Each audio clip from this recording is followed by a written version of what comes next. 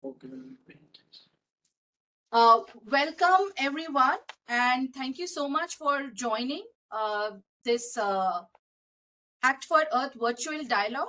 A very brief introduction to the Act4Earth initiative. The Act4Earth initiative was launched during the valedictory session of the 21st edition of TERI's flagship event, the World Sustainable Development Summit.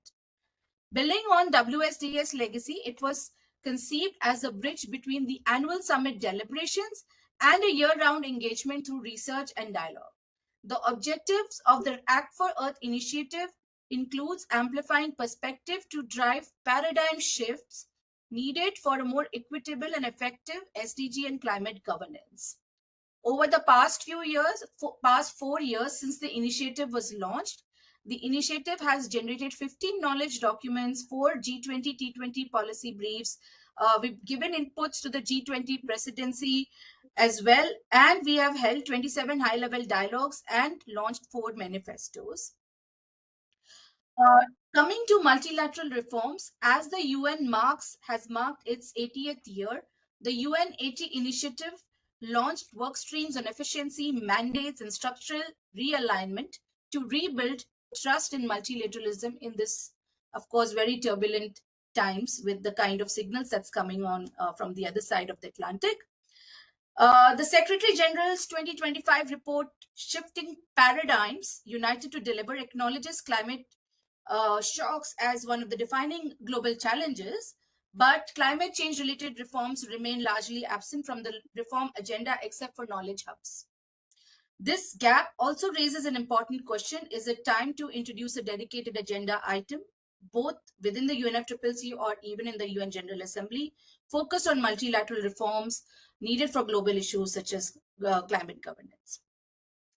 Article 3 of the UNFCCC, the original convention, and of course the subsequent Paris Agreement, provides a moral compass in CBDR and calls and recognizes the specific needs and special circumstances of developing countries as well as the most vulnerable who are bearing disproportionate burdens. Yet, over 3 decades later, and even in this year as we celebrate a decade since adoption of the Paris Agreement, we have not moved beyond ambiguity to define what national circumstances truly mean in ethical and equitable terms. Of course, the ethical stocktake dialogue is a very welcome step, yet without institutional anchoring or accountability, they remain at the risk of largely being symbolic. When we come to this dialogue, one of the specific case studies that we have highlighted is the global commons and science, whether it's backed by IPCC and even the original convention and the Paris Agreement, both recognize that climate change is a global issue, yet global commons remain largely absent. And the UNFCCC's primary scope, and including this year, has become a larger impetus towards the nationally determined contributions, or NDCs. There is a need to look at the vulnerable global commons, and the climate regime must therefore evolve to address issues that transcend national jurisdiction. And of course, there have been proposals to repurpose the UN Trusteeship Council, an institution that was originally meant to guide territories, in the era of decolonization. So who then plays then perhaps play the role of a high-level coordinating body for the global commons, and this could even align, for example, if India wants to take a global leadership, it will be aligned with the ethos of Vasudhaiva Kutumbakam. Introducing the framework, my colleague Abhilash will be introducing the framework. This was circulated to the participants ahead of the discussion as well. TERI will be preparing 2 papers under the Act4Earth initiative. One will focus on this framework as well as give the example of global commons, and the second one will focus on defining national circumstances by proposing some metrics and a graduation methodology. To guide this discussion, Abhilash will be making a framing presentation wherein we invite your insights and reflection on this emerging framework. Undoubtedly, we have a stellar lineup of speakers who we hope to learn from. We have Mr. Ovais Sarmad, who's been the former secretary, deputy executive secretary of UNFCCC, Professor Benito Muller, Mr. Nicholas Svenningsson, Dr. Dr. Bob Renalda, who's actually, sitting on my, as a student of international organization, he is a key figure. Mr. Hugh Davis from the Center for Multilateral Negotiations, Mr. Indrajit Bose from the Third World Network, which has been a very important organization raising aspects related to the Global South, Mr. Ethan Spanner from the Climate Reality Project, Dr. Dhanashri Jairam from the Manipal Academy of Higher Education, and Mr. Tim Bosch. I now have the honor to introduce the chair of today's deliberation, Mr. R.R. Rashmi. Of course, he has been a mentor and guide to us in TERI. Mr. Rashmi, presently a distinguished fellow and program director at TERI, is a former bureaucrat of the Indian Administrative Services, which is a prestigious service in India. Mr. Rashmi has been a part of climate change policy making in India for a very long time, and including in a run-up to and after the Paris Agreement. In the Ministry of Environment, Forest and Climate Change, he has held several senior positions over the past year and was India's principal climate negotiator under the UN Framework Convention on Climate Change. So from here onwards, thank you so much to all the speakers, and over to you, Chair. Mr. Rashmi, over to you. Thank you, Shali, for this very kind and rather longish introduction. Thanks very much. And I must welcome all the panelists. As you said rightly, it's a stellar panel, and many people who have been associated with this process for a very long time. So I'm sure we'll get to hear some very substantive comments, and will be benefiting from their thoughts about how we can look at the future of the multilateral reforms, both in the climate change arena and outside.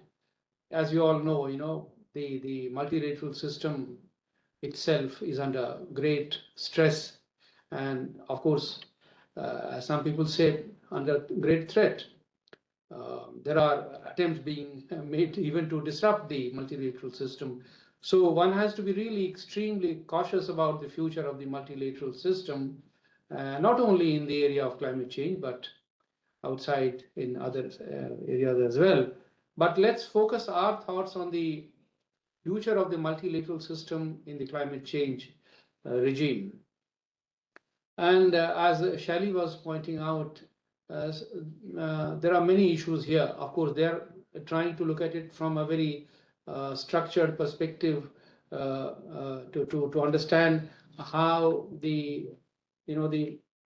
scope, the membership, the decision-making process, the functions, and the form of the multilateral system works for the benefit of the climate change regime globally, and also to help the nations which are contributing to the global efforts, how they can make the best out of this multilateral system. But I'll like to put to you a slightly wider range of issues. Of course, you are absolutely free to cover any particular dimension that you would like to focus on. But to me, it appears that some of the key issues which are now relevant, if we really want to promote the effectiveness of the multilateral system of the decision-making process in the climate change regime, is that we have always grappled with this issue of inclusivity and accountability. So how can we improve by far the UNFCCC is the one of the most outstanding universal climate change treaties. So it is universal in a sense. It's very inclusive. But how do we, what kind of change do we need to bring about to also make the participants in this process more accountable, while retaining the inclusivity, the inclusive character of the UNFCCC? How can we make the participants more accountable to keep pace with the planetary urgency and the evolving stakeholder demands. On second issue, which is very closely interlinked with this, as to how do we approach the decision-making process within the UNFCCC itself. Again, so far, I mean, it is by law, it is a consensus-based decision-making process. So it is the most democratic, most equitable, but many people say that it is not the most effective way of taking decisions. But I would like you to consider this aspect and see if there is any way in which we can, improve the effectiveness of the decision-making process. Currently, the consensus-based decisions only help us to reach the lowest common denominators in terms of decisions. So are there any other mechanisms which are possible within this broad structure which can improve the legitimacy and the effectiveness of the decision making? A third is again relevant and often talked about, the issue of equity. Equity in terms of both in terms of principles and in terms of actual contribution to the global efforts. So again, there has been a clear deficit here. I don't think so far our regime has been functioning with the most the principle of equity is enshrined in the treaty and in terms of law, but in terms of actual implementation, we are yet to see its fullest expression. So how is it that we can actually achieve this as part of multilateral decision-making process without, of course, impacting on the effectiveness of our efforts? Fourth is the issue of climate finance. It is in a way, and climate finance is an instrument of the decision-making process, which makes it actually effective, accountable, and also equitable. So, what is it that we need to do about in this process of our efforts of reforming the multilateral decision-making process in the UNFCCC, as to make the financial flows more predictable, more transparent, and more fair? There are ways of looking at it, but we'll certainly look forward to your thoughts on this. The last point which I would like to emphasize is, I think so far, I mean, we have had 29 COPs so far since 1995, with one COP being suspended in between. So we should have actually by now 31 COPs. We should have been moving to 31st COP now, but we are looking forward to 30th COP because there was one COP in Hague which was suspended. It became a COP bis. So this entire process of negotiations within the COP, to what extent can we now transform them into a slightly, I mean, can the mode be a little different now? Many people say that we have had enough negotiation now. We have now the Paris Agreement in place. We have the formal mechanisms in place under the agreement. So now is a stage when we should move towards implementation. In fact, the Brazilian presidency has also been talking about it. So how is it that we can convert this negotiating structure into more effective implementation structure now at this stage of development of the whole multilateral system, and with the growing challenge of the urgency of the climate change challenge? What is it that we need to do more in terms of implementation? Again, the whole of multilateral system being under threat, the global supply chains under being threat. What is it that we can do now? So I'll stop here, and I look forward to your valuable thoughts on this, and hope we can have a very close, interactive, and constructive discussion on this. Thank you very much, Shari. Look forward to over to you. Yes, I think we first have the framing presentation by Abhilash, and then we have the speakers, Mr. Rashmi. Yeah, Abhilash, you can just project your screen and yeah, go ahead.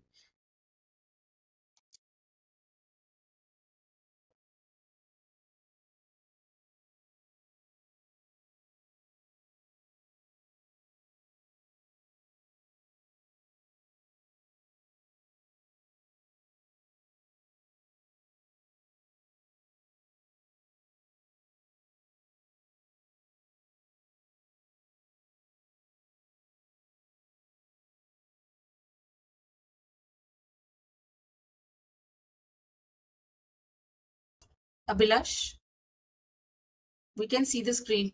You can go ahead.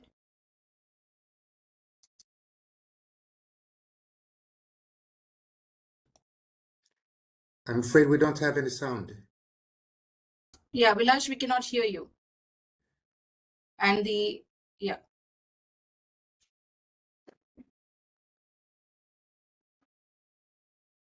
Rahul, can you just check? Yes, ma'am. Yeah, I'm audible now? Yes, you're audible. Yeah, all right. Thank you, Shelly, and thank you, Chair. I once again warmly welcome all our speakers and participants. So I will be presenting a framework which we have designed using institutionalist theory. So this framework, under this framework, can you go for the next slide? So under this framework, we have identified 5 variables.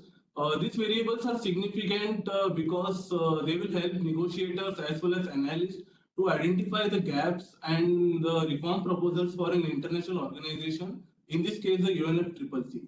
So I'll be briefly talking about what those variables are and what are the relevant questions in this case for UNFCCC. So under scope, scope looks at the breadth of mandate and the use of issue linkage to foster cooperation. The relevant question would be, does the scope allow for integration of emerging scientific evidence and evolving climate priorities that demand multi-scalar responses over time? Second one, under membership, this variable particularly looks at how inclusive the organization is, whether it has global or regional reach. Is there any provision for non-state actors to participate, and what are the exit provisions for the parties or for the member state? The relevant question would be, how effectively does the membership structure ensure representation of diverse groups such as NGOs and even vulnerable groups affected by climate change? Third one, decision making. This relates to factors such as agenda setting. How are the decision making rules set? How are the decisions reached, whether it can be through consensus, majority, veto, etc., and what are the process? The relevant question is, do decision-making process deliver outcomes that enable action with urgency, speed, and scale needed to address climate change? Fourth one, coming to functions, these are some of the factors which has been set by Clive, using the literature by Clive Archer on international organizations. It relates to the activities of an organization, such as articulating interest of the members, setting norms, recruiting representatives, scope for socializing, and also creating, applying, and adjudication of rules. The relevant question for under climate governance would be, do the functions of multilateral processes provide effective mechanisms for monitoring, compliance, and enforcement? Last one, coming to the form, this relates to the institutional design features such as bureaucracy, committees, and subsidiary bodies. The relevant question would be, how adaptable is the institutional form in responding to planetary crises, political shifts, and evolving stakeholder demands?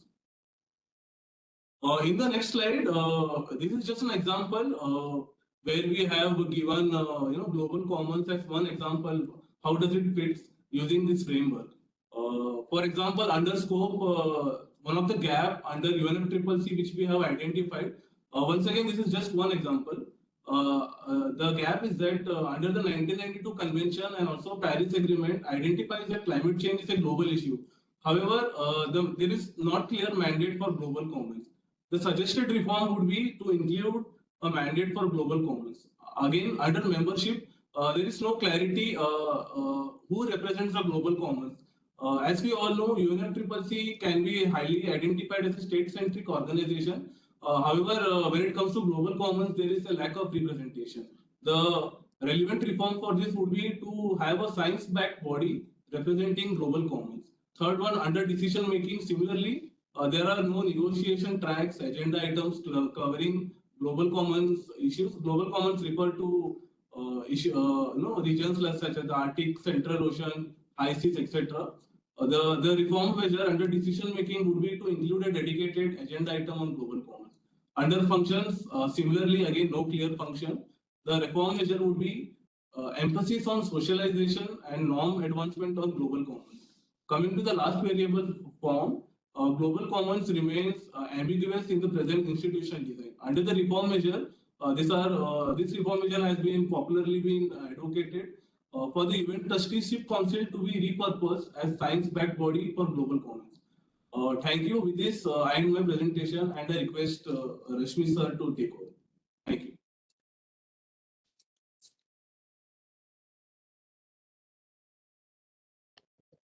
Abhilash, thank you very much for your presentation.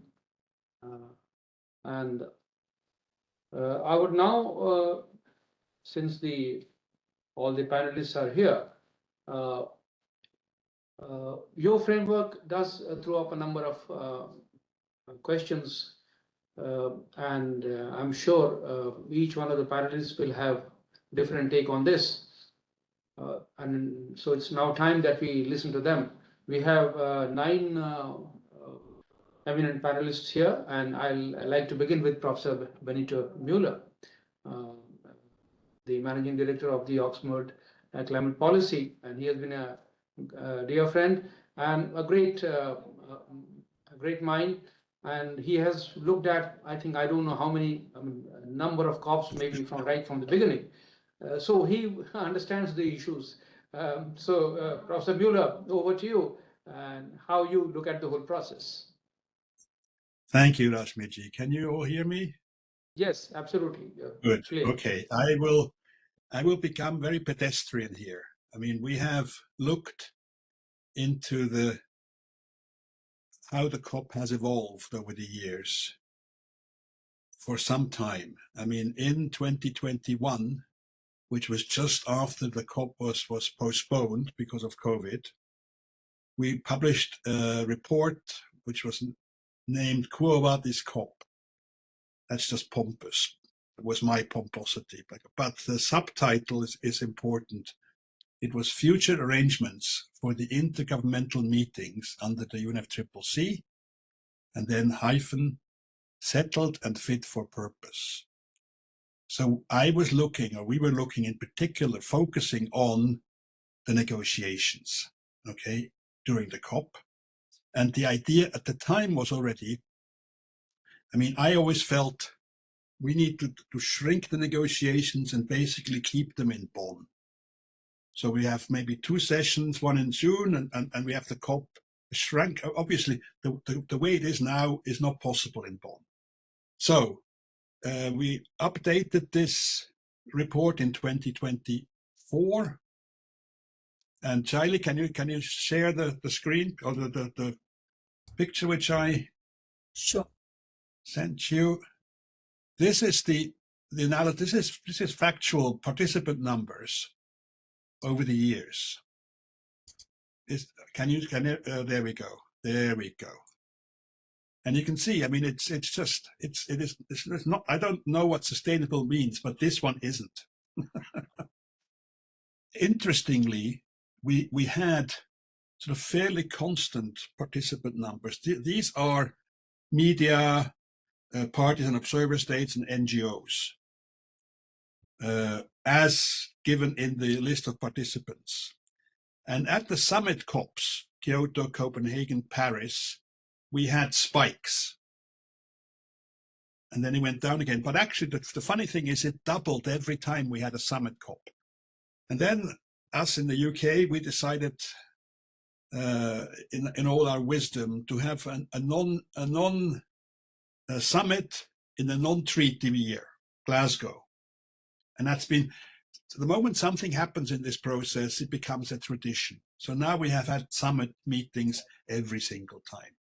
And as you can see, it really is, Dubai had, in that context, the people I looked at, I didn't even include everyone, just those people, those categories I looked at, parties, NGOs and media, were 60,000 in Dubai. Dubai was for me a complete waste of time. Personally, I went there to meet people, serendipitously. I know many people in the process, in the negotiations. There were so many people, I didn't meet anyone. But that's just my problem. I think there are more important problem with this evolution which we had. And one of them I think the one which we looked at in the 2024 update is equity concerns in the following sense. fewer and fewer countries can actually even think of becoming COP presidencies. It's just, small island states, no way can they actually host something like that.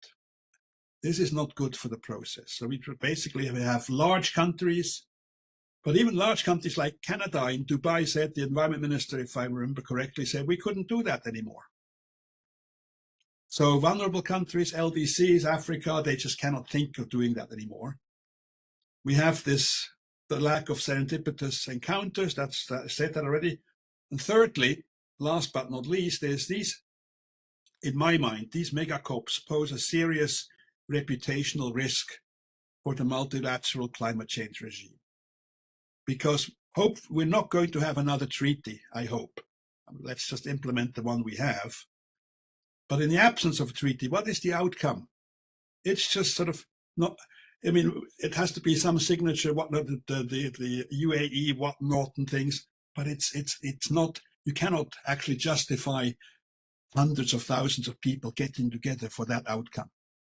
So people will say, what is this talking shop? You just all fly together to have a junket. So these are the concerns. And the solution which we came up with, you really have to analyze what is happening at what we call the COP. Well, on the one hand, there's the sessions of the governing and subsidiary bodies, the negotiations. That's one type of event. And then now we have what I call the COP presidency summits, the gathering of the heads of state, the family photograph. And thirdly, following Dubai, we have what I call the COP presidency expos, which is basically not just the green zone, it's all the pavilions, the whole lot where people come together to exchange. Now, the beauty about, I'm not saying they are not necessary or they're bad or whatever. And the one thing which I feel is good about the expos is that people can just come together and learn from each other. There is no outcome. Nothing is negotiated about the expo, right? So what we proposed is I had some economists do some number crunching. They do wonderful sort of regressions of, what are the drivers of these participant figures. And the outcome is, if one were to take the negotiations out of the mega COP, temporally and spatially separated sufficiently, they would automatically shrink back to around 5,000 people. Like a COP like an SB session in June. Automatically, we wouldn't even have to introduce caps on participant numbers. That's what we've had in Dubai, we had parties with delegations of 900 pink badges, of which maybe 20 were negotiators, that type of stuff. So if we take them out, put them somewhere else, standalone negotiations is the thing forward in terms of negotiations. And we've written another piece, Quo Vadis COP31, which basically looks at next year, assuming, or just under, if Australia were to get it, the idea which we're proposing is, well, for this to be a Pacific COP, let the negotiations be held on one of the islands, Fiji, separate. The rest can be in Adelaide, that's fine, the summit and whatnot, but let the negotiations be separate. Fiji can actually manage 5,000 people conferences. And so that would demonstrate to everyone so this is sort of baby steps. It would demonstrate to everyone small negotiation sessions are still possible, which would then mean that smaller countries could feel comfortable with putting themselves forward to become COP presidents. And also, ultimately, it could mean that we could stay involved, right? So that's, as I said, it's fairly pedestrian, but I feel something has to happen because we cannot grow indefinitely like this. It's just, I think Belém will be a crunch time again because of the logistical problems and everything. Let's see what comes out there. But I do think if we take the negotiations standalone, that would really help. Thank you very much. Thank you, Benito. Thank you very much. As usual, you are forthright and extremely. But I mean, we learn a lot. These are unconventional thoughts, but I'm sure this is a pointer to the future. The solutions which you have suggested are absolutely spot on. I hope the larger constituency is able to look at this seriously, and then to guide us further in this process, I have Mr. Ovais Sarmad, who has seen the process from within for 5 to 6 years. So over to you, Mr. Sarmad, how you look at this evolving process, and do you think when you do solutions make any sense to you? Thank you very much. Thank you, Rashmi Sabha. And again, a pleasure to join all of you. And thank you, TERI. Thank you, Shelly, for organizing this and inviting us. And TERI is an organization which I have great admiration and regard for. But reflecting on what was introduced by yourself and the presentation that we had, and reflecting also on Professor Benito's remarks, first thing, my starting point is that the slow march of diplomacy and climate change process is being overtaken by the rapid acceleration of the planetary crisis. It is just not sustainable, and no matter how we look at the climate change process, the multilateralism that is trying to address climate change and similar global existential issues, it is not working. There is a narrative about the famous age-old saying of glass half full or glass half empty, that without the multilateral process or the climate change process, the temperature rise would be double what we are experiencing. That's a comforting way of putting it, but the reality on the ground is, as we all know, is devastating for many, especially in the vulnerable parts of the world, vulnerable communities. And we still seem to be going year in, year out from one COP to the other without much change in that trajectory. And that's a serious issue. And this year, UNFCCC, we heard also a lot of criticism, and as you rightly pointed out at the beginning, multilateralism is under threat. The UN framework is being criticized, and to a large extent that is true, because it has failed to deliver and adapt to the current geopolitical environment that we are living in. It was established 80 years ago, soon after the Second World War, and since then we all know the times have changed, the world has changed, the geopolitics and the power base has changed, so it's no longer fit for purpose. So all of that to say that yes, something has to be done. And in the case of climate change, the COPs as we know it, as Benito also highlighted, there is a need for looking at it more fundamentally, maybe drastically, and taking some actions. Now, how will that happen? Because 197 parties coming together, and within UNFCCC there is the subgroup looking at it, and every year they do look at it about the format of the COPs, and nothing much happens. So a big shift is needed, because otherwise the trust and reliance and dependency on the multilateral effort to address climate change is depleted, and it's going to get worse. So I think it's important that we take a serious look at it and be very bold and direct in questioning the continuing of business as usual, because it is not delivering. And so some of the options that were highlighted, yes, they are on the table, but how will they be implemented? We can all write papers about it. The implementation to me is about showing what works. So I think this is what is needed.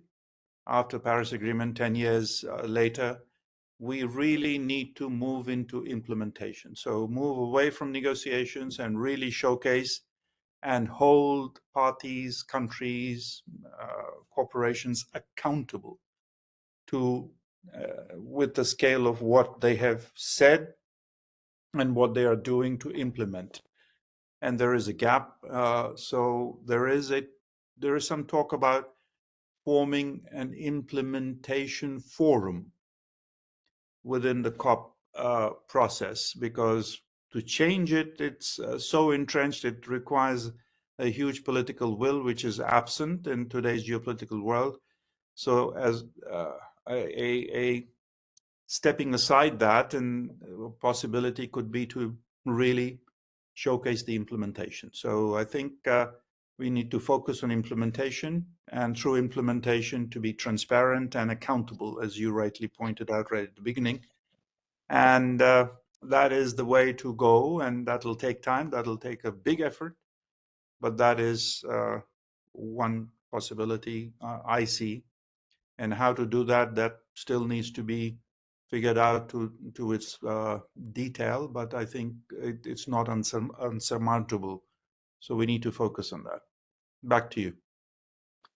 Thank you, Sarmad Saab. That was really interesting. You mentioned this issue about or suggestion of implementation forum. At times, I do not.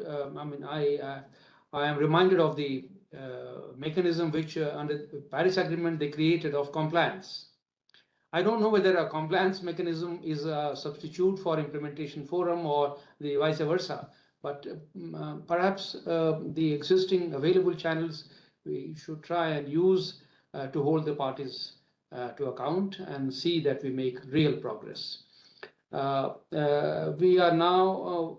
I will now move to Mr. Niklas Svenningsson, who is the manager for mitigation in the UNFCCC. Again, an accomplished professional who has deep knowledge about how the process works, and we will look forward to his thoughts on how the system can be optimized and made more solution oriented rather than simply focused on negotiations, and of course the problems which Professor Benito has pointed right in the beginning, whether we can overcome them.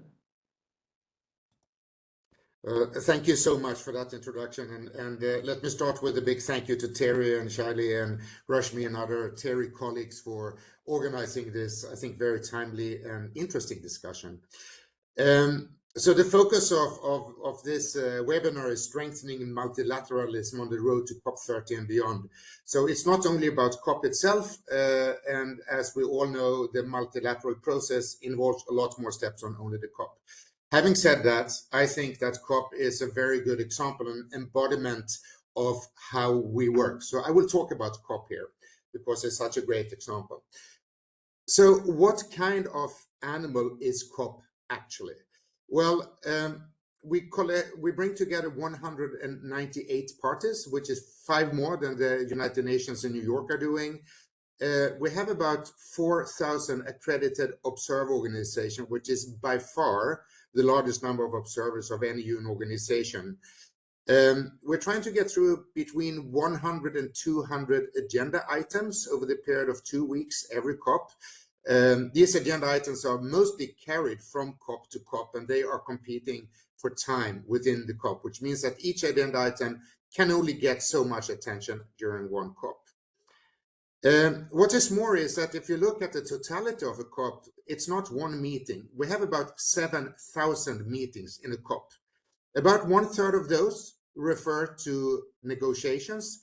The rest are side events, presidency events, pavilion events, mandated events, climate action events, author right actions, and so on. It does not include the informal meetings. All of these are events that have an agenda and is scheduled somewhere in the agenda. We also have an increasing number of participants, as previous speakers have already pointed out. Today, typically, we have between 50 and 70,000 participants. The numbers that we report on our website is indeed just looking at negotiators observers and sometimes media. But if you look at staff, security, service providers, media, and so on, even COP29 in Baku had over 60,000 participants. And we're seeing a trend. It's just going up and up all the time. Now, a majority of these are actually not negotiating. They are there for other purposes. Supporting negotiations, yes, they would say that they're trying to influence. They may launch initiatives and reports. They participate, they're present in different ways. And very much rational for many of them are to be able to say that we did this at COP, you know, be it making a statement, launching a report, taking a selfie. But somehow this statement comes with an implicit assumption that it makes your work more worthy, more important. And this is association by proxy. It's not association by integration.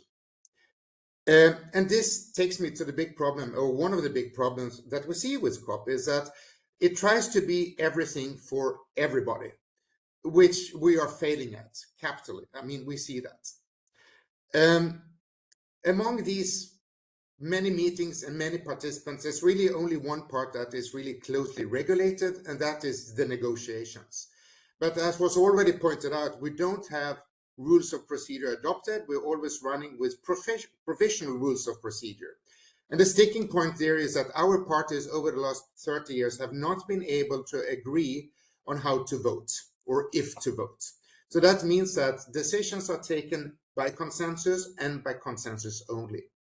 It means that if you have 197 parties saying A, or they say we want to do this, and we have one party saying I don't want to do it, it is the one party that wins. And this in turn has generated a situation where our negotiators have to be so hypersensitive about what a COP decision is actually saying that they have become more and more vague. Also, if you look at the recent COP's decisions. So everybody can, all parties can find what they want to find in those decisions, but you don't always get a common understanding. And that has taken us to the absurd situation that many times when we come back to the next COP, we have to start rediscussing what did we mean with the decision at our last COP. Now, I still think that the Paris Agreement is actually providing a very elegant solution with the virtuous cycle of reporting of climate plans and of global stock takes towards a common ambition. And I'm one of the people who would actually argue that Paris Agreement is a success insofar that if we didn't have this multilateral climate regime, we would be looking at a world that would be warming 5 to 6 degrees by the end of the century.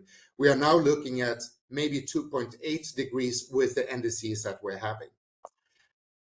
But the assumption for Paris Agreement is also that there is a degree of political honesty and international law, that parties stand by what they have promised and what they have said.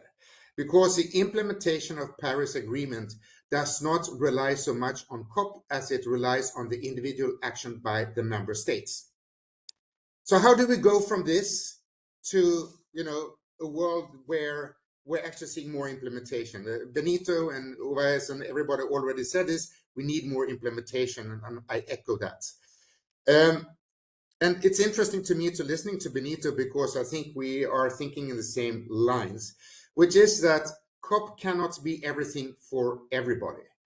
But what you can do is that you can lift out large part of what is COP today, everything that is not negotiations, and create a new space, a new platform, a conference of the climate actors, if you like, where you don't have negotiations, but where you have collaboration.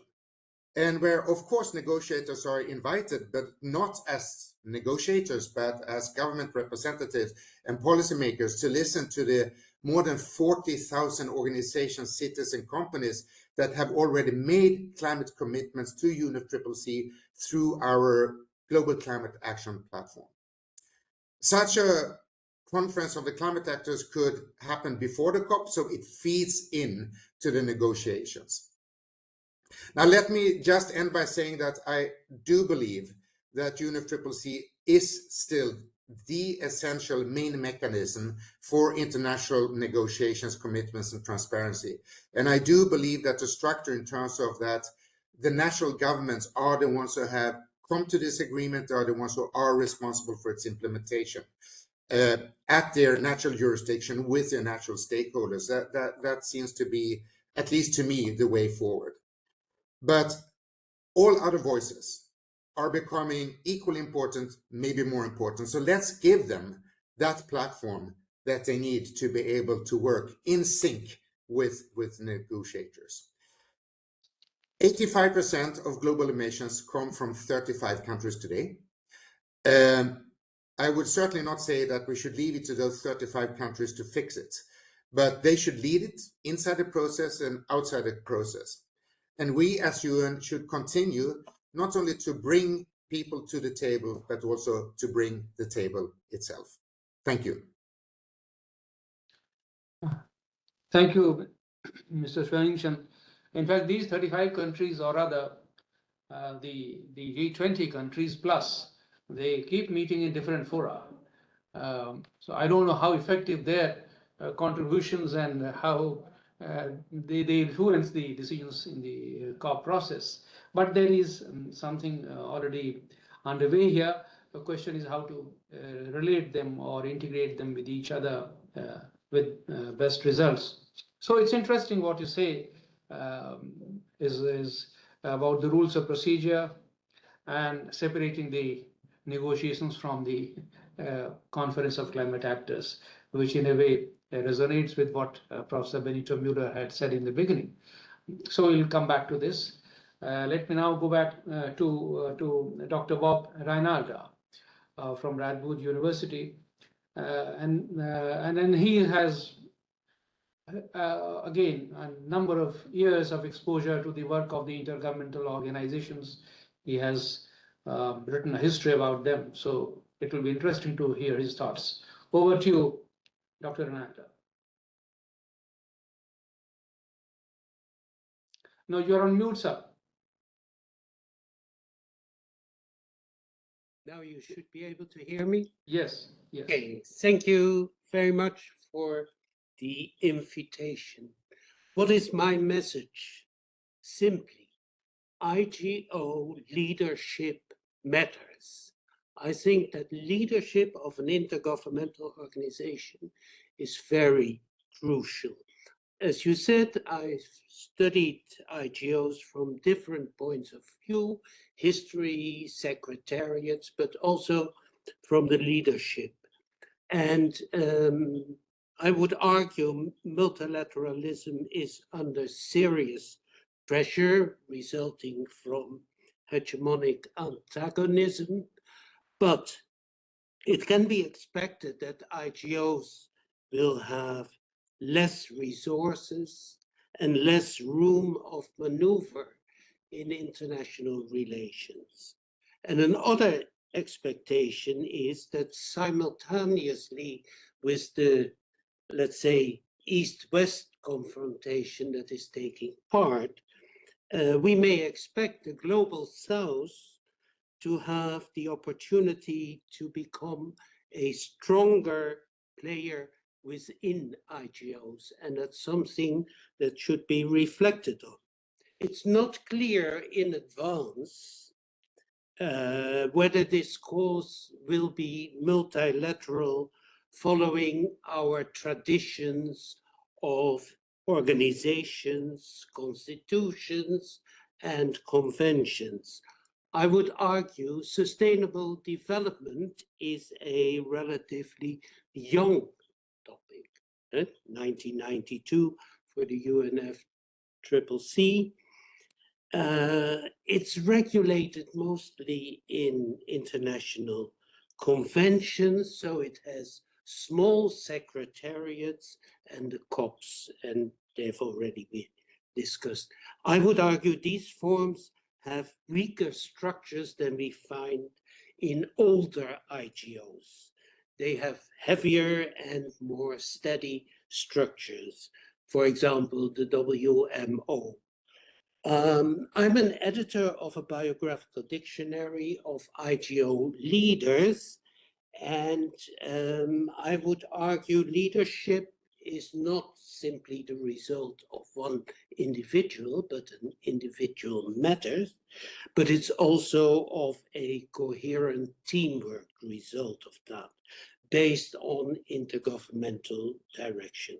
So, in short, executive heads matter both as managers of the bureaucracy and as political directors.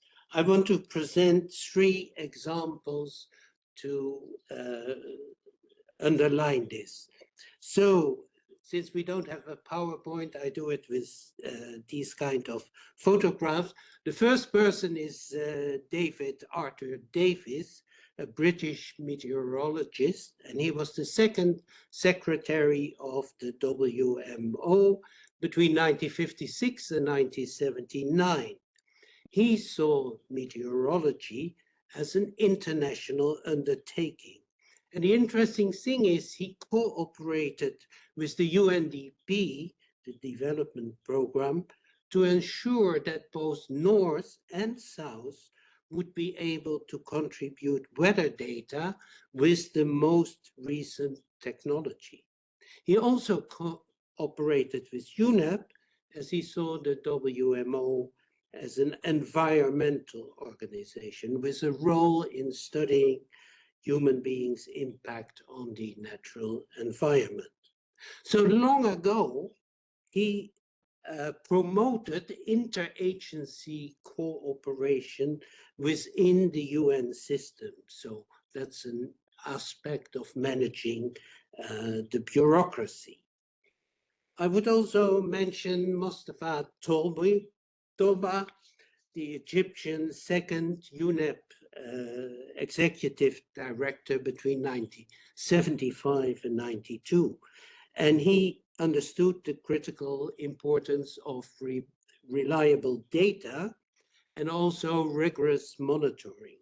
So what he did was combining his knowledge of science and his proficiency in diplomacy, because he was an excellent diplomat. So he helped develop many treaties. I don't have to tell you, but just a few indication: seas, ozone layer, hazardous waste, etc. He acted as an entrepreneur and used his structural power, deriving from his connections to developing countries and his intellectual capacity. But he was also aware of UNEP's marginalization before the Rio Earth Conference. But these kind of elements can be important when you are discussing the Trusteeship Council or changing COP behavior, to put it simply. Then the third one is Ivo de Boer. He was the third executive secretary of the UNFCCC between 2006 and 2010. So he had to deal with bitter divisions between industrialized and developing countries. He made climate change one of the most important issues on the international political agenda. When he left, he decided to work on sustainability issues from the perspective of the private sectors.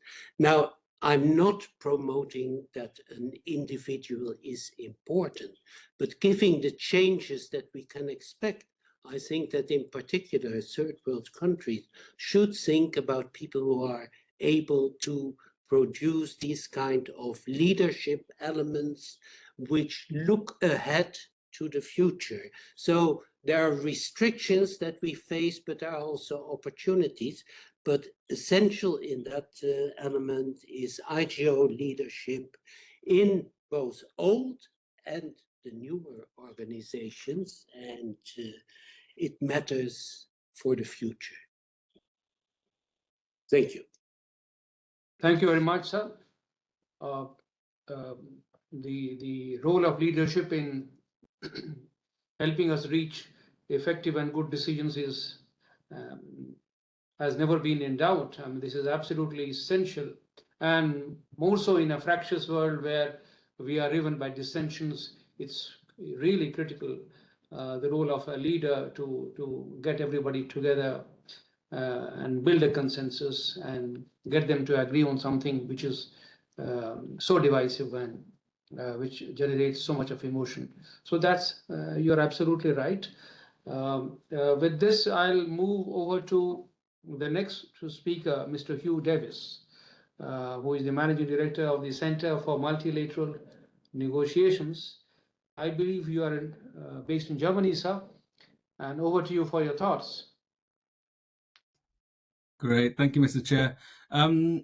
So thank you to you, thank you to Shirley, thank you to TERI. I'm very pleased to be here much amongst such esteemed speakers. I'm conscious that I'm not so esteemed, so you might not know me.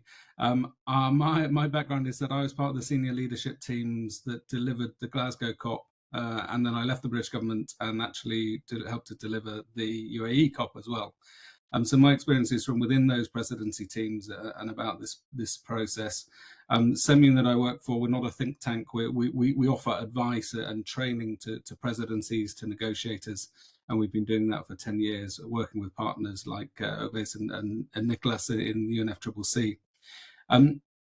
Before I get into the substance on the questions that have been posed by TERI and by the chair, I just wanted to reflect briefly on what Benito was saying and what some of the other speakers are saying. And I think it's really important when engaging in this discussion and this debate, we need to differentiate between what we need from the multilateral negotiations and from international law, and from what we need from a modern COP to drive momentum and implementation and engagement.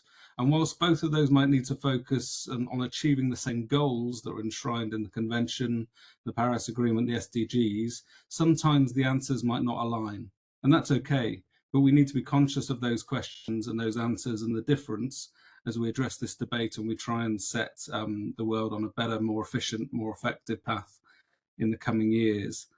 To speak to the questions set by the chair and by TERI, I think this question of accountability is absolutely key. And so I'm going to throw a couple of just ideas in there which I think could help with improving this.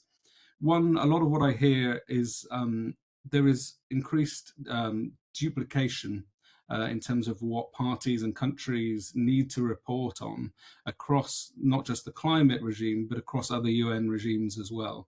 So I think a thorough look at what is being asked for, what countries need to provide, whether that's kind of the finance that they're providing, the action that they're taking, who they're coordinating with. That could make a huge difference if that can then be used in some sort of streamlining approach. I know that in the UN system that will not be easy, but maybe over 5 years it's something that we could look to achieve. And that's the same for small governments and big governments. If you put that effort into more single streamlined reporting, you have more time and resource to focus on other actions. The other angle I'd like to take on that is on more the other side, on the mega COPs, on what else is happening. For me, a huge gap is a stable, enhanced reporting mechanism for non-state actors.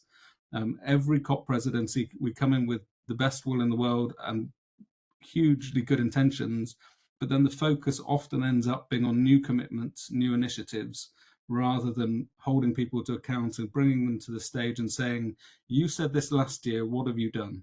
And I think some sort of stable platform and reporting mechanism could really help with that kind of that area between multilateralism and implementation. The second point, which has come both in the introductory presentation and in a couple of the speakers' interventions, is around decision making. And for me, from the presidency seat, what was always clear, and I know this has been written about by many people, is the fact that nothing is agreed until everything is agreed. This creates a mega package of trade-offs, frankly, some of which are unnecessary. At most COPs, the real trade-offs fall down to kind of 5 or 6 maximum agenda items and issues. And that's where the political attention comes and most interests play off in that part. There are often dozens, 50, 60, 100 different items that could be agreed over the course of the year. Introducing some sort of system of silence procedure via focal points after SB meetings or after committee meetings, where reports could be adopted, where less controversial technical decisions could be adopted by all parties, but via a silence procedure system, could really help to speed up the pace and make sure we don't get bogged down in a package that doesn't need to be as big as it is. The next one on implementation. So as well as the enhanced accountability that I mentioned, I think what we're seeing now is we need to change the emphasis on what we expect from businesses and industries. So far, the natural expectation has been that the multilateral system, the Paris Agreement, the parties led and then told the businesses and industries what to do. I think with the tipping points we've seen in the economy and in industry, what we need to look to now is actually for businesses and industry to be pushing governments and the multilateral system to go further. We've obviously seen many coalitions over the years who've tried to do this, but I think we can all say honestly that had the natural effect that they necessarily wanted. As part of CEMUN, the Centre for Multilateral Negotiations work on the Business for Climate project, we've been doing some in-depth research into that issue, and we'll be releasing the initial findings at COP30 on how to increase the impact of those business coalitions. And finally, Mr. Chair, if I may, conscious of time, I think one of the questions that was posed to us by what TERI framing, but hasn't necessarily been focused on so far, is on membership and whose voices are not heard in this debate. And from my experience over the last 10 years, the two groups who I worry about most as not being suitably represented are first, migrants who've had to move due to climate-related factors. Obviously, some parties and governments will represent those issues, but I don't think that group has a loud enough, suitable voice. Some sort of look at how that can be enhanced potentially through a new constituency is worthwhile. And consistently, I'm always concerned that, and I'm guilty of this myself because I'm one of it, all of us who get around the table, we're all from a professional class, what I call in the UK, upper middle class. And what I worry about is that the majority of the global working population are not really represented. Those who are going to be affected most, who are working in factories, who are cleaning streets in burning heat. And those are the jobs that will change because of climate change, not those sat around the computers like us. So I worry that the membership needs to address that in terms of constituencies and in terms of voices.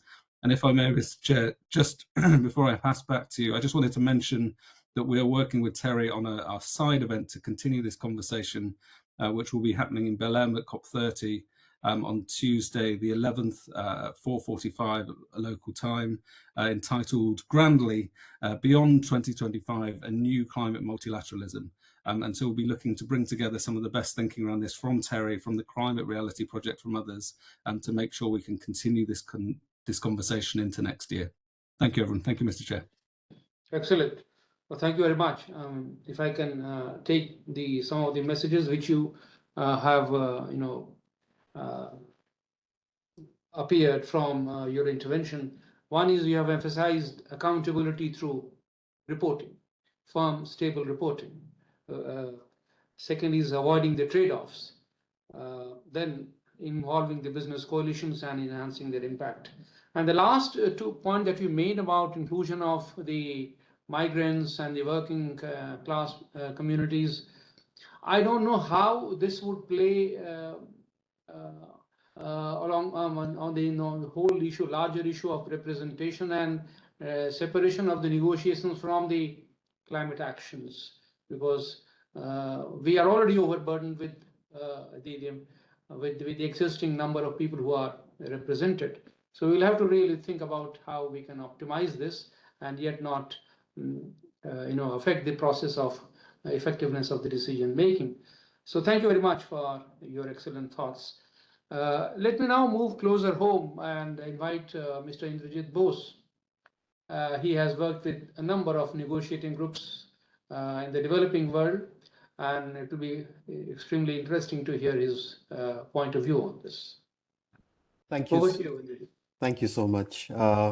I'm sorry, I have a terrible throat, so if my voice is not clear, I apologize in advance. Uh, I will be speaking to the topic of the meeting, which is strengthening multilateralism on the road to COP30 and beyond.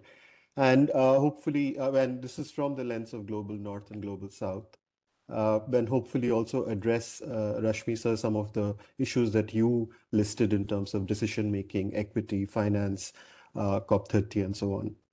So the question really is, how do you strengthen multilateralism when the largest cumulative emitter is out of the Paris Agreement and is going drill, baby, drill? We need to remember, of course, that this is not the first time that this has happened. There's precedents and of moving once earlier, withdrawing from the Paris Agreement, but also from the Kyoto Protocol.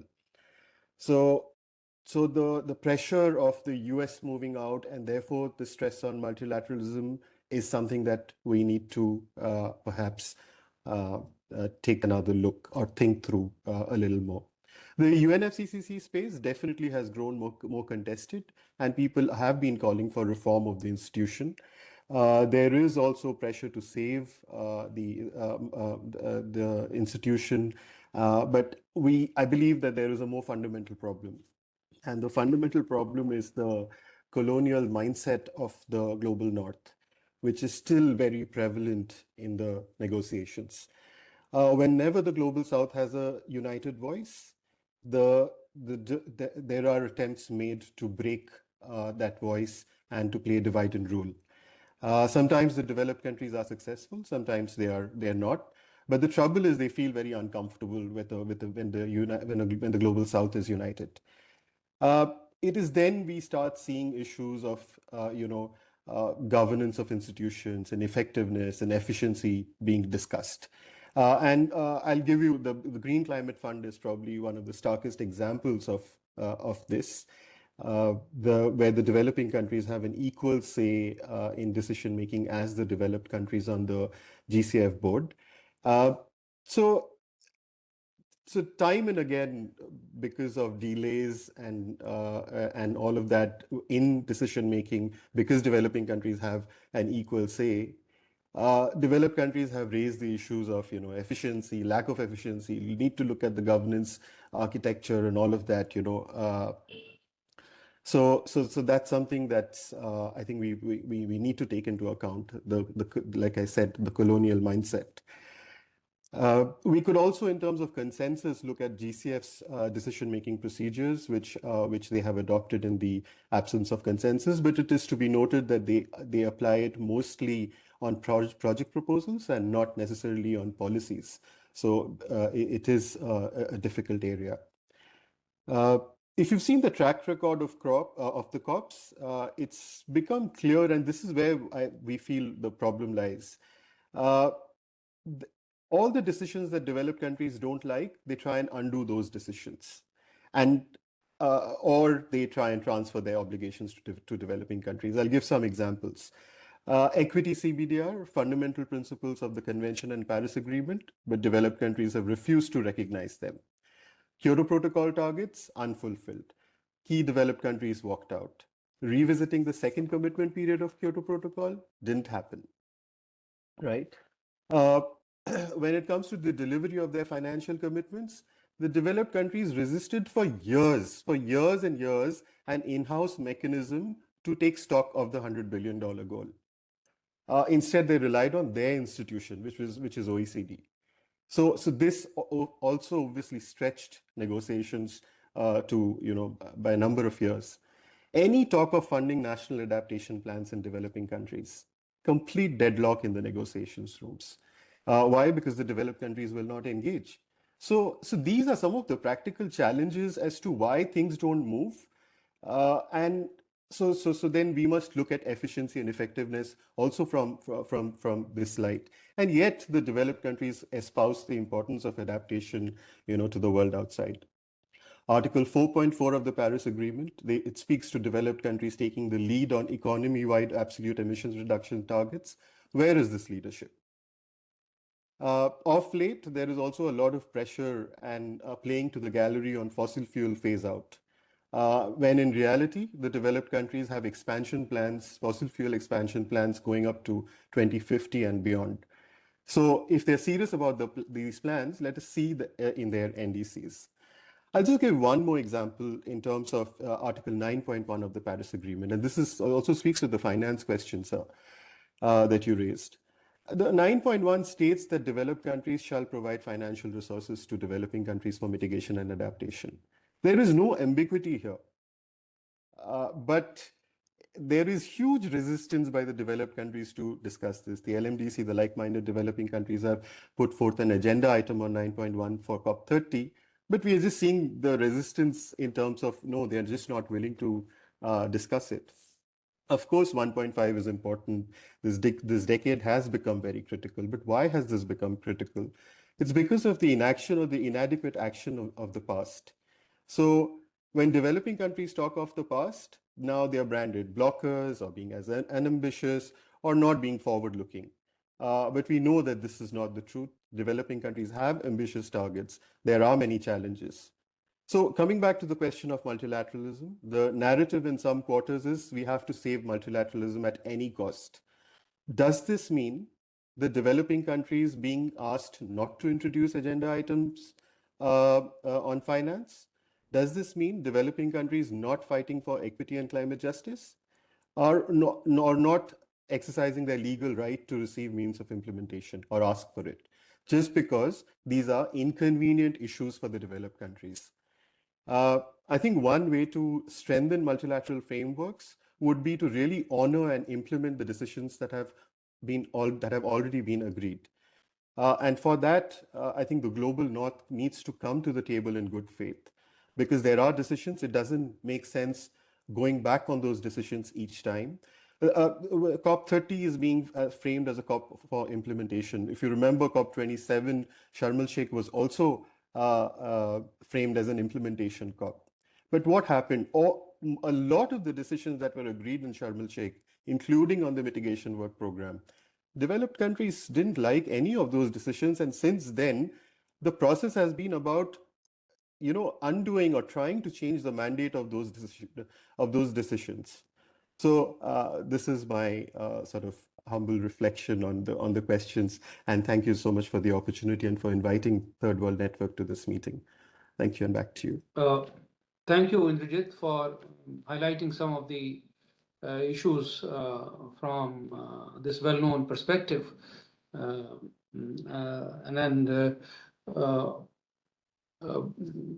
Focusing your thoughts on this fundamental issue of the lack of trust. The trust and the lack of faith in each other's intentions is one of the major reasons why the multilateralism is not able to succeed.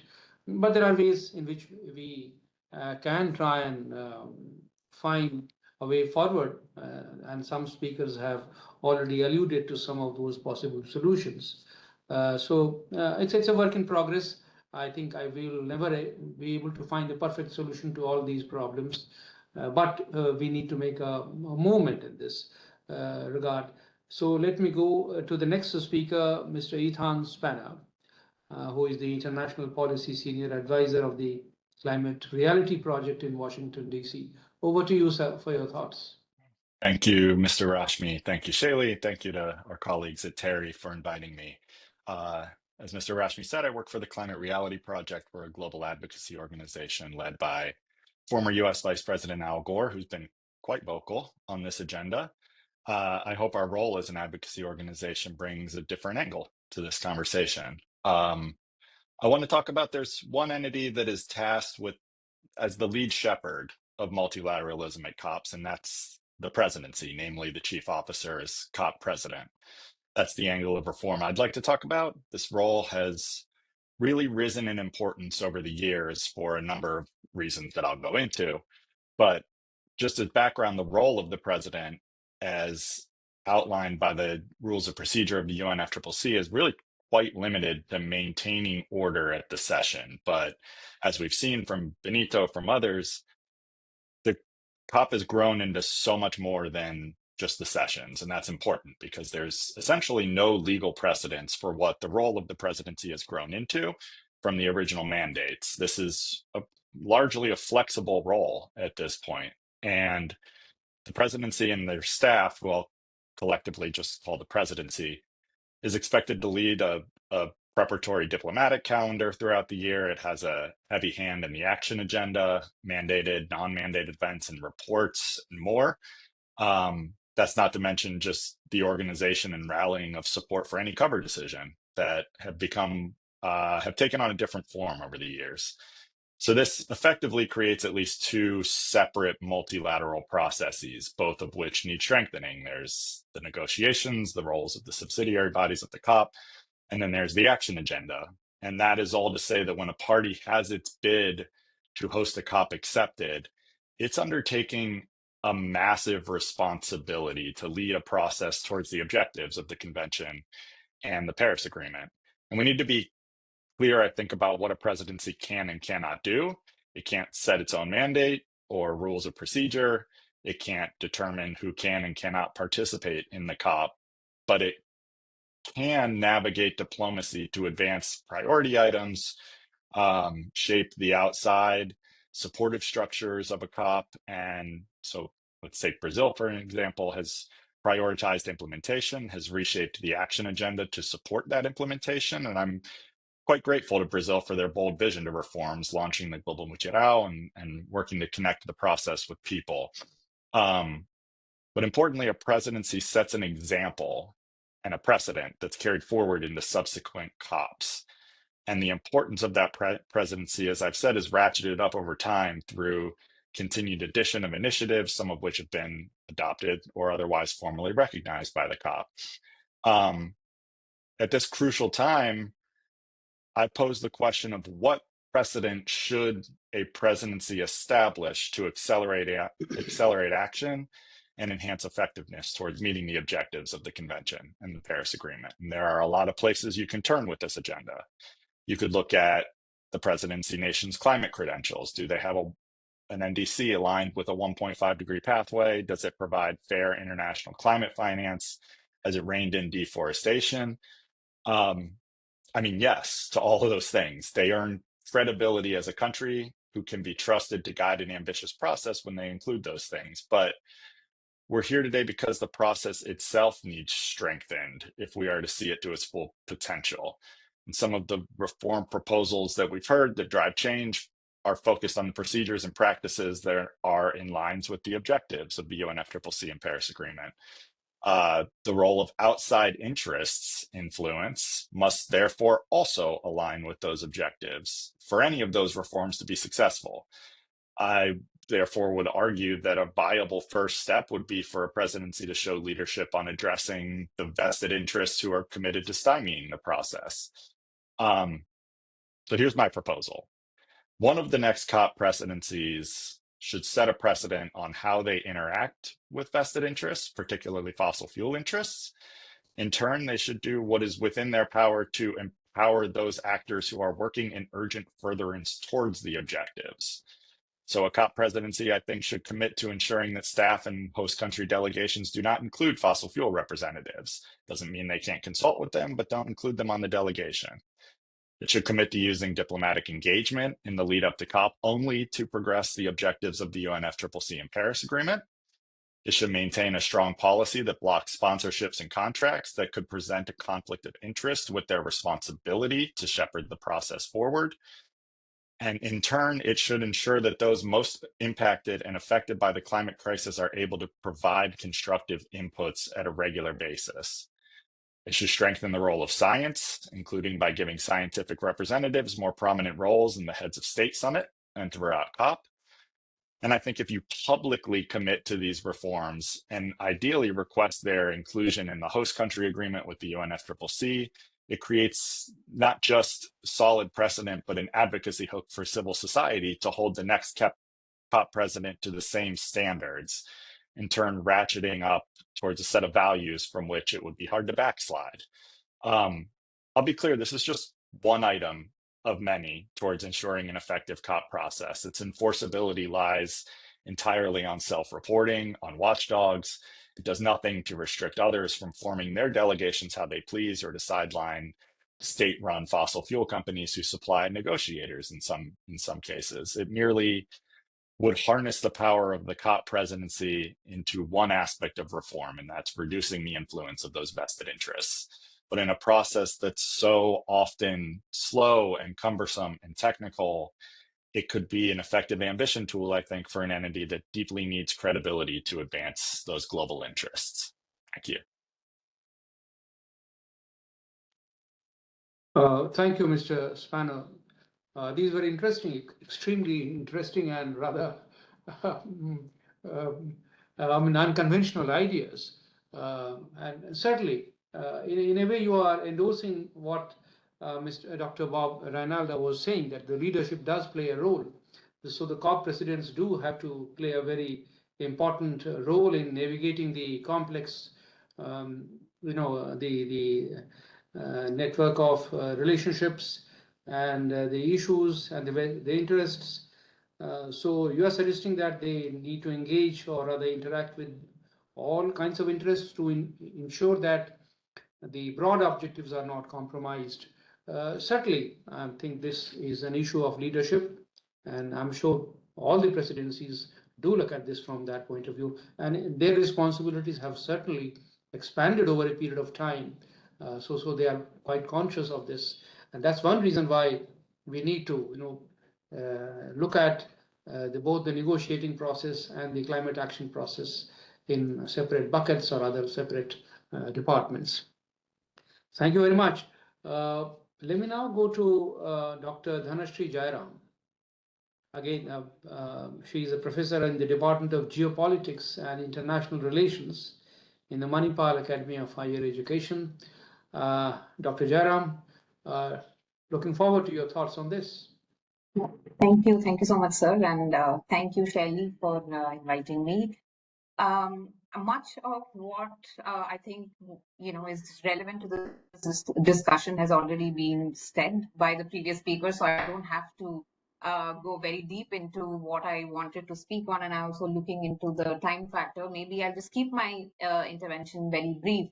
I just wanted to reiterate some points that Indrajit brought up earlier about, I think, I don't want to repeat them, but about building trust and implementing existing decisions is very important for any the multilateralism and COPs to work in the future. So even if we bring in these changes that we are talking about, there is a historical sort of mistrust that will continue to plague these processes. So I think that is very important to address at the outset. But beyond that, I just wanted to keep my comments to a few things which were not talked about much. I think one is about knowledge. The other is about, problem shifting, as I would call it, and also, looking at the nature of multilateralism that we have today. And the third is about inclusivity, some of which was already addressed. I think to start with about knowledge, and I think this is where, we see that, yes, there is IPCC and various other UN agencies are already working on climate science, climate knowledge, but also the way the number of minilaterals, multilaterals, plurilaterals on climate change are emerging. You also see that there is more and more knowledge being generated on climate change and, what to do with climate change, climate solutions. So the science policy interface has become rather patchy. So it's not just the IPCC, but also there are so many different actors that are at the center of knowledge production today. And all these knowledges are somewhere influencing the kind of decisions that are being made, not just at COP. And I would look at climate multilateralism beyond COP as well, because as I think as Nicholas mentioned earlier, a lot is happening outside the process. And I think if COPs don't reflect what is happening outside of the process sufficiently enough, and I think there is going to be a gap in sort of integration, coordination between these different streams of action that are happening at different levels. And especially, I think today, as we are talking about, building synergies between, say, Convention of Biological Diversity and UNFCCC, or the World Health Organization and UNFCCC, these kind of synergies already exist to some extent, but these have not been strengthened. So what lessons can we learn, and what kind of knowledge can be gathered from these different agencies is something that I feel becomes very necessary in the coming years, because there are also a lot of gaps in knowledge or actionable knowledge, as some people would put. So there is a lot of data that is still not enough to make the right decisions that we need. The other point, especially in the kind of multilateralism that we have today, so issue linkage, particularly how climate change is linked with trade, health. Earlier, the issue of migration was brought up, also security. So many issues are linked with climate change. So a lot is happening outside the process. And I feel that there is some form of like climatization happening across the board, that all these different issues are climatized and everything is linked with climate change. Now that may be good at some level, but it also brings to us several challenges as to how do we monitor what is going on where, and the duplication of efforts, or the kind of mandates that are becoming more and more blurred. So I think that becomes necessary to address, because we are looking at a kind of a multilateral process where resources are also running thin, and we are also talking about this kind of asymmetry between global south and global north, and who's really represented. And if some decisions get made, say in some forum which is less representative and is sort of taken to COP or other forums, that becomes a huge challenge. So I think that's where we need to keep track of what is happening outside the process in order to have more robust decision making at COP itself. And this is again, kind of linked with my next point about problem shifting that I was talking about. And I think this is where a lot of climate decisions are being made, some at the COP, some at national level, some at regional level, some at other levels. But much of these policies might also, for instance, lead to other environmental problems. And that's where problem shifting happens, because we have so many different treaties, agreements in force. Some of these are multi-scalar, some of these are, at a very local scale, some of them are, so in effect, the environmental regimes are very, getting more and more complex. They're not getting easier, they're just getting more complex to understand, to implement, to monitor, to verify at all levels. Now, this represents challenge, especially for countries that do not have the capacity to keep track of everything that is going on. Some of the delegations within UNFCCC are also so small, and you can't send more than 4 people. How, can you imagine keeping track of all the different conversations that are happening in all these different forums? And I think that's where, especially with the kind of solutions that we are talking about, say energy transition presents its own challenges. It doesn't come with, just one bullet, kind of silver bullet. So how do you address the challenges associated with energy transition? Do we just go with renewable energy promotion at COP, and how, or do we let some other forum deal with the challenges associated with energy transition? Climate finance is just one of them, but even how they are implemented, or how these decisions are taken, do we leave it to someone else? And I think this is something that we also need to look at. So fragmentation is inevitable. I'm not saying that we need to somehow, make it all, kind of a unified process. That is not possible. Fragmentation is inevitable. Sometimes fragmentation may be good, because, there are so many different ideas that may come out of this fragmentation. But there is also a need to make sense of it, so that we can build synergies rather than trade-offs, as was also mentioned earlier. The last point that I wanted to also make is about inclusivity. I don't want to, say too much about this, but one point that was raised earlier, like inclusivity at what cost, and do we keep certain processes aside and keep focus on the key negotiations only? But I think even then, what kind of inclusivity are we looking at? I think this is where we need to reevaluate what really affects the negotiations process itself, and who can really influence the negotiations process. And of course, having a million pavilions or different types of actors coming in, these all create that space for conversations that we also need. We can't, we can't keep them out. But also, like, if we are thinking about inclusivity, we need to think of, is there like an asymmetry in how different geographies, different genders, for instance, are represented in these spaces? Because I also feel, again, this is where we think of inclusivity in a very straitjacketed or narrow way, because we need to look at who is really there in the room, and then ensure that that sort of representation is not just in terms of creating constituencies, but within the constituencies who are really there. I mean, just to take as an example, I'm just because I've worked on gender, particularly within the climate processes, the COP processes. And we have come a long way, of course, but we also know that there is so much more to do. So we have the Gender Action Plan, the Lima Work Program, and so many different streams, but there is so much happening on the ground level.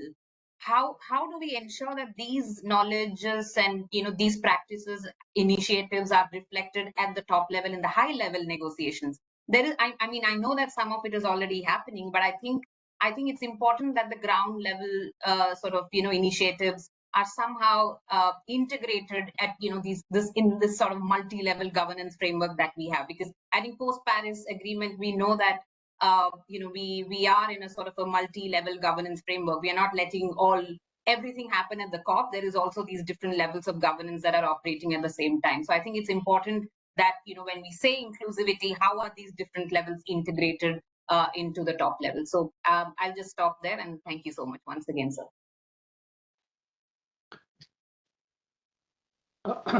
Thank you, Professor Jairam, for very useful thoughts. In a way, what you have said resonates with what many others have spoken, and it will be good that we take a comprehensive view of all this towards the end. Let me now invite the one last speaker, of course, not last but not the least, Mr. Tim Bosch, who is a research fellow in the Center for Climate and Foreign Policy, German Council on Foreign Relations. Over to you, sir, for your thoughts. Thank you, sir, and thank you to TERI for inviting me. I think much like Dr. Jairam before me, I would keep my remarks short and build a bit also on what has been said before. I want to say two things perhaps in line with the framework that's been circulated, the first being on decision-making and driving substantive progress on climate issues inside COP, but also beyond. And the second is then on implementation.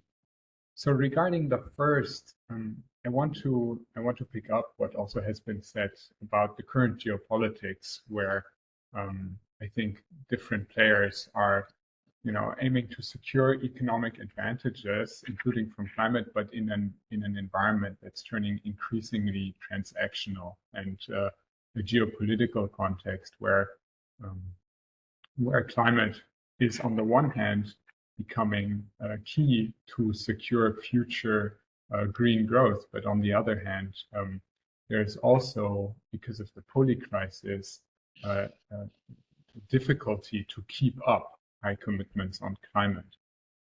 And this current geopolitics, I think, has also raised concerns about trickle-down effects, whereby countries could possibly scale back on commitments in a time when climate action would actually need to be more ambitious, and we would need to close the ambition gap.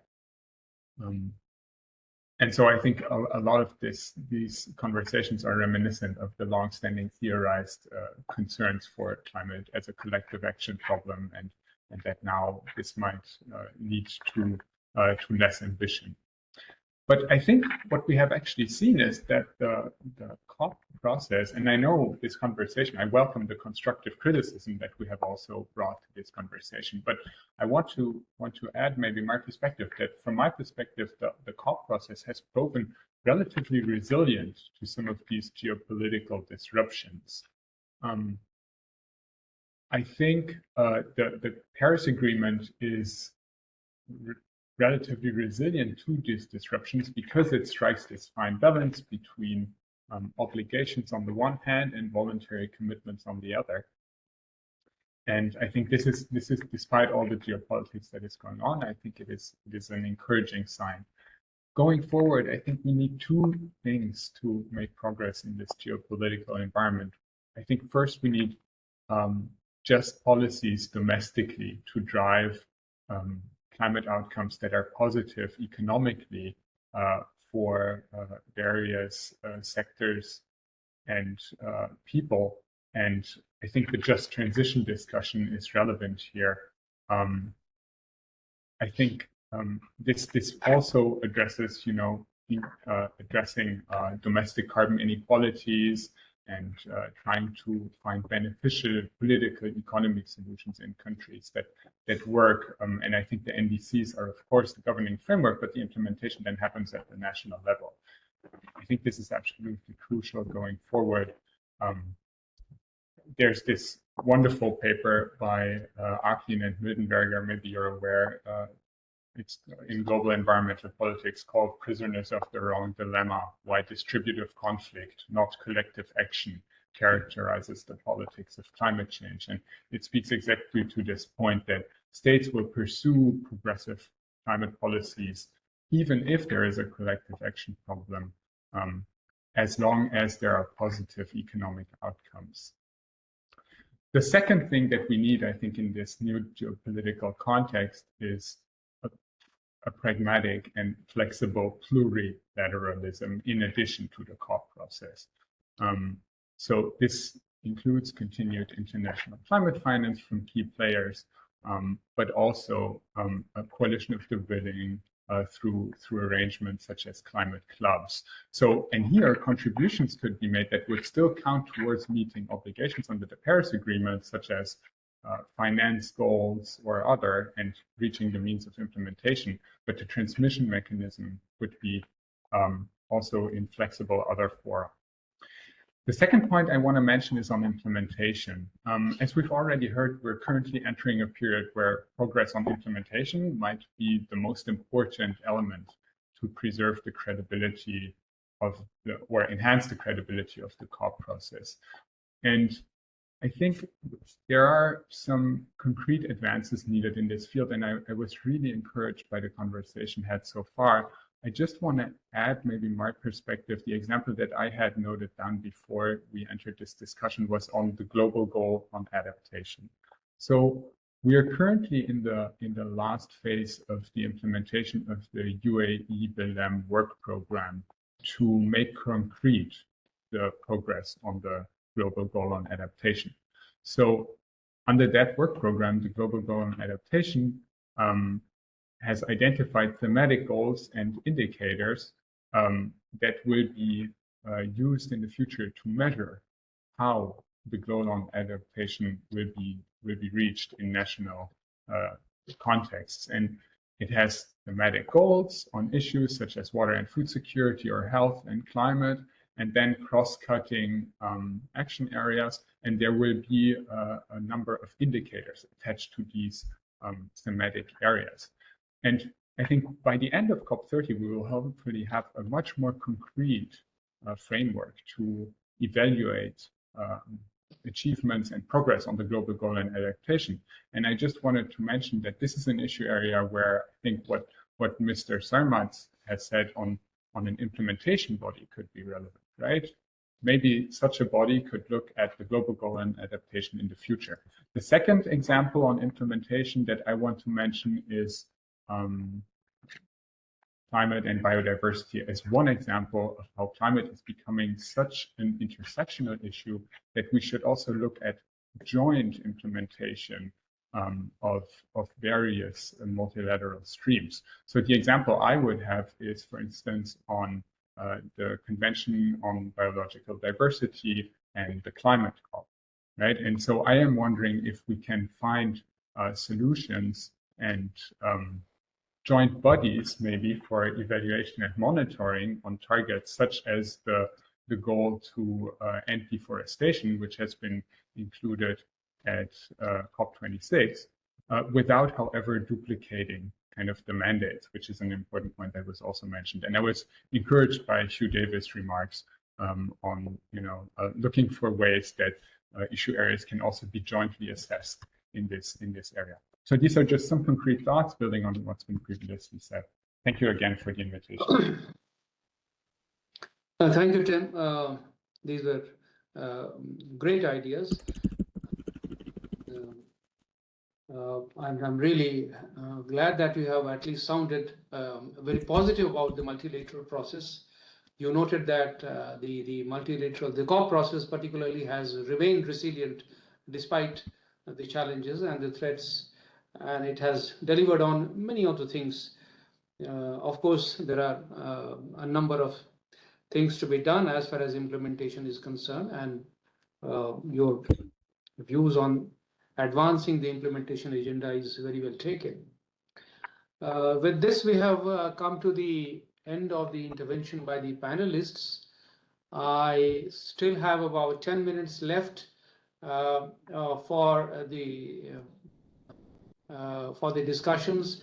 I don't know if there are any questions which my colleagues in TERI would like me to pose to the panelists, or there are no questions as far as I can see appearing from the participants. So if there are any particular questions which you think are relevant, you are welcome to send this to me, then I'll pose it to the panelists, or else I'll try and summarize, or at least the key takeaways from today's discussion.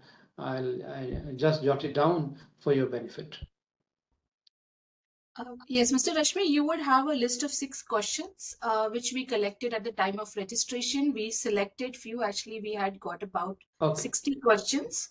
We selected 6 according to the overlaps and the relevance of the discussion.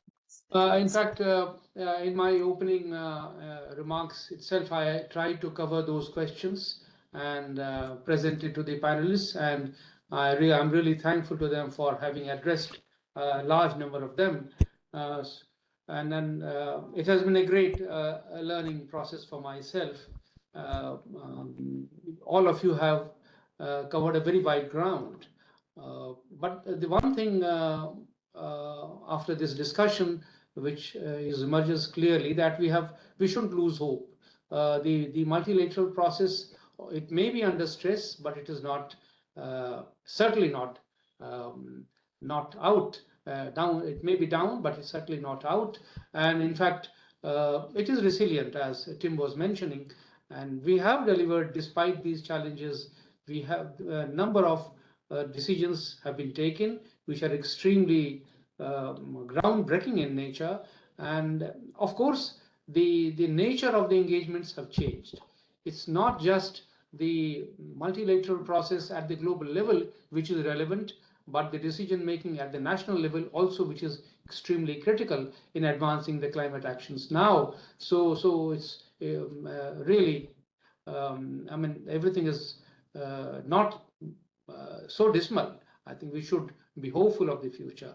Mr. Sarmad has raised his hand. Over to you, sir. Thank you very much. And again, thanks for a very rich discussion on the multilateralism. I just wanted to say that, yes, you're absolutely right. We should not write it off or be disappointed with its outcome, because if there wasn't United Nations or UNFCCC, we would have had to create one. Given the enormity of the issues that we are facing, no individual government entity or even regional body can tackle this. So you need a global platform organization such as UN and UNFCCC.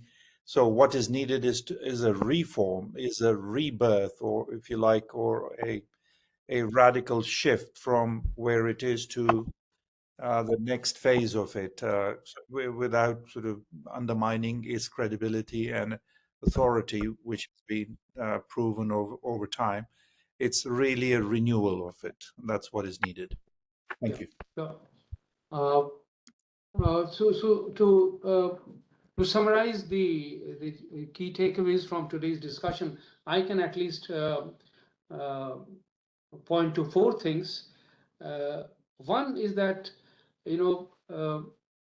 the engagement of the large number of stakeholders and constituents in this process of decision making, there are concerns about it. Professor Mueller was saying that this has compromised the efficiency and the efficacy of the process, and therefore we need to focus more on implementation and separate the process of negotiations from the process of focusing on climate actions, or as exposed, he was particularly referring to one particular COP. So that's really important. We need to focus on implementation as distinct from negotiations. So these, maybe there is a case for looking at these 2 processes in a manner that we both advance both of them. We certainly can't only look at negotiations which don't have any result in terms of actions. At the same time, we need to advance actions also. So how best to do this is something which we certainly need to consider. The other point which I wanted the panelists to address, but since this question was not raised very clearly, I would like to mention that there is sometimes often a concern raised about the decisions taken in the multilateral process in the UNFCCC and similar other international bodies, in the other international governmental organizations. And often there is a concern that they might work at cross purposes, or at least they may come in conflict with each other, and therefore they may create a situation which would be slightly undesirable. Just take an example of not exactly, they're not working at cross purposes, but they are working according to different principles. For example, the IMO, International Maritime Organization, or the ICAO, their decision-making process is different, their objectives are different, and they're also working towards the same objective of helping contribute to the global climate. So we need a mechanism that these decisions are coherent and they don't come in conflict with each other. So that's another issue which I think our multilateral system will need to grapple with, and we'll need to find a solution apart from the major issue of advancing implementation versus the negotiations. Each one of you have highlighted the role of holding the countries to account. Holding the countries to account is extremely important in the multilateral process. Building trust is very critical. Without that, the decisions are actually not substantive and meaningful. The role of the presidencies has become more important in the last decade or so. In fact, the quality of the decision making, I must say, from my own personal experience, has been very largely influenced by the role played by the presidencies from Copenhagen onwards. Copenhagen was really a turning point in that sense. From that time on, the presidencies have played a very important role in constructing and advancing the decisions. So it's very important that the presidencies do play a constructive role, and some of you have come up with excellent suggestions on this. I'm sure my colleagues will take note of this, and you will all keep working on that issue. The last point was coming back to the issue of implementation once again, that the multilateral process under the UNFCCC has delivered a number of remarkable results. For example, the global goal on adaptation, the climate finance goal for the governments and for all actors put together. So we need these implementation agendas to be taken forward in a constructive manner. But that if we are able to do this, I think the multilateralism will succeed, and perhaps we will be able to bring back the confidence of all the parties into it once again. So thank you very much. I'll leave here with this thought and give it back to Shadi. Thank you so much, Mr. Rashmi, and thanks to all the speakers and to those who have joined us via WebEx. I just wanted to just end this with the next step. We will be documenting all that has been said and we'll be sharing the same with you. Next week, we are heading towards the Diwali week, which is the main festival in India. So we will be a bit slow in the coming week, but we will be sending the proceedings of this discussion, which has been excellent, and what a diverse, what a diverse range of perspectives we have got. Professor Rinalda, yes, my input for Dr. Pachauri is remaining for your IO leadership series, which I will, and I do think he deserves a place in advancing the science policy interface in this space. And to all of you, I'm looking forward to the side event with see you with Climate Reality and Simone. So looking forward to, I hope to be in the COP for the first 3-4 days, and TERI will be represented at the COP. So please feel free to connect with us. We will look forward to meeting with you. And we will be also coming up with 2 knowledge documents, and we'll be launching that at the side event at COP30. And just also wanted to mention that while this will be focusing more on the framework, last year we also looked at the coordination issues within and specifically focusing on SDG climate synergies. In past, we have also looked at the ocean regime and the climate regime. So I think these are all very important issues for multilateralism, and we do hope that through the Act4Earth and through our flagship annual summit, the World Sustainable Development Summit, we will continue this conversation. All the speakers are invited to the next edition of the summit, which is the Silver Jubilee edition of the summit, the 25th edition. Please save the dates, 25th to 27th of Feb 2026 in New Delhi. So all of you are welcome, and we will be sharing an invitation with you all as well. So thank you so much. Any last thoughts by anyone? We still have about 7 minutes.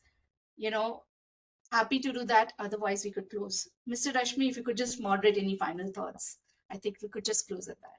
Well, thank you, Shelley. I think the panelists have done their job extremely well. But given the, if we have your permission, I think I'll request each one of them to come up with one line. If there is one single thought which they would like to emphasize, they're most welcome. Let me start with Professor Benito Mueller. I don't know whether he's still here. I am indeed. Can you hear me? Yes, sir.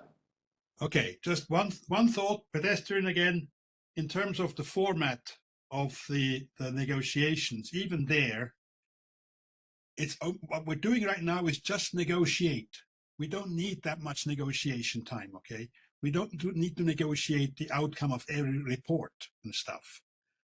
So we need actually this platform for sharing information, which itself doesn't have to have a report, in the same way in which the green zone doesn't have a report or an outcome.